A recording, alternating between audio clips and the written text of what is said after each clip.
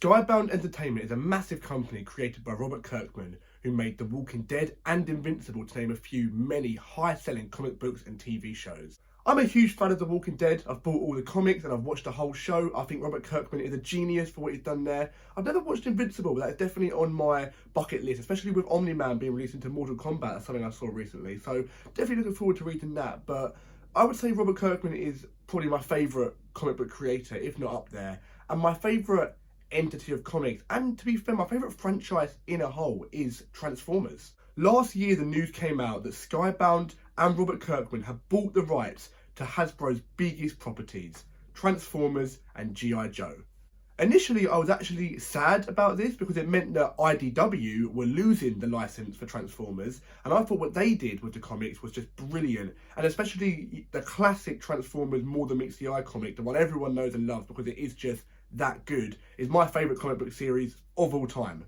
Once I got over my initial sadness at, the end of IDW Transformers, I started to realise just how exciting this could be with Robert Kirkman at the helm of Transformers, but I didn't know what it quite meant just yet. That was until Void Rivals issue 1 came out. And if you're a Transformers fan who doesn't know much about what's been going on, I don't blame you. Void Rivals could mean anything to anyone. What Void Rivals did do was start a whole brand new story with 2 new characters in a whole new world we've never ever seen before. And in the middle of that story, the very first issue was a cameo.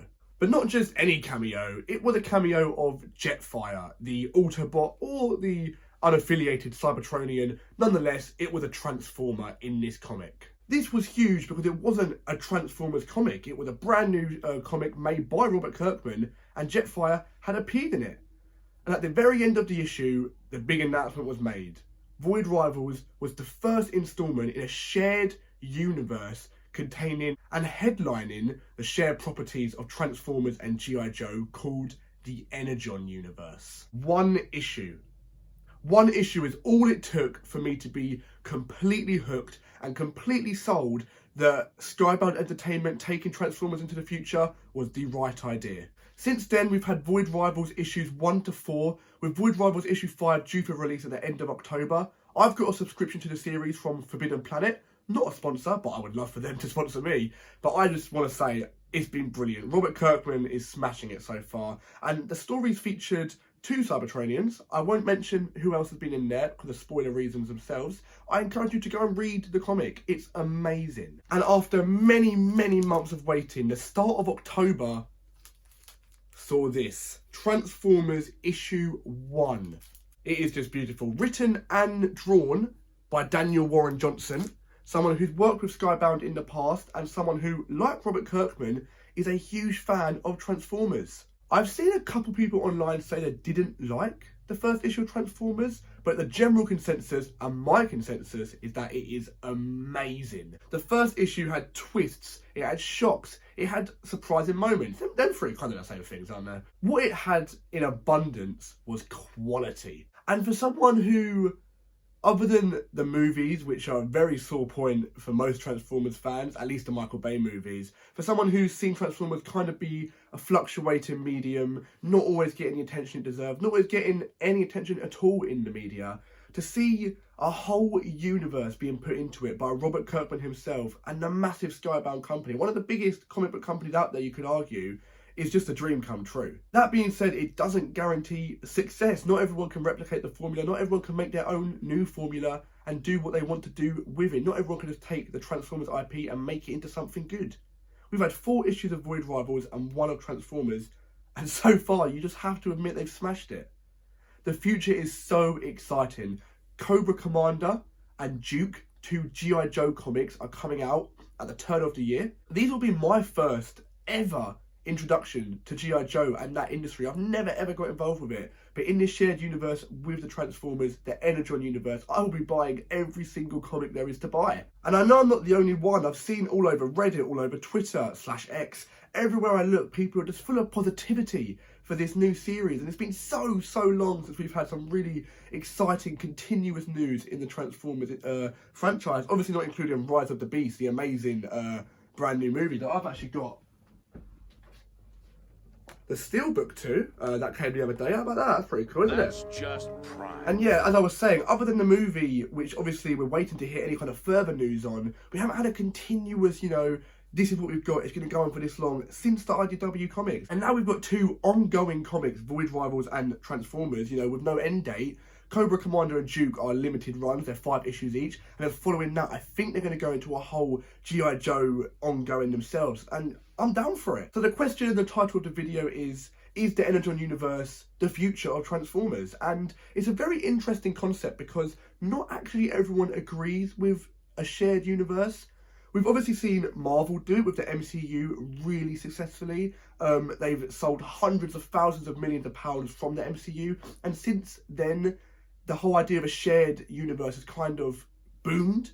We even saw Transformers, or Hasbro actually, try and do it. They tried to claim at least that, this show and this show were linked, and this game and that book were linked, and it got really messy really quick because there wasn't someone at the helm kind of overseeing it, and they were trying to make these claims after the majority of these things had already happened. What Robert Kirkman's done, and Robert Kirkman is the guy, by the way, I know he's not writing all of these comics, but he's the guy who's overseeing the Enon Universe, and what he's done is he has sat down, and he is, I don't know the guy, but from what he said, he's got this whole roadmap ahead of him, he's got this whole plan in his head, he knows where the universe is going. And like I say, no spoilers, but we have already had one character cross over between 2 of them already, which is just so exciting to me.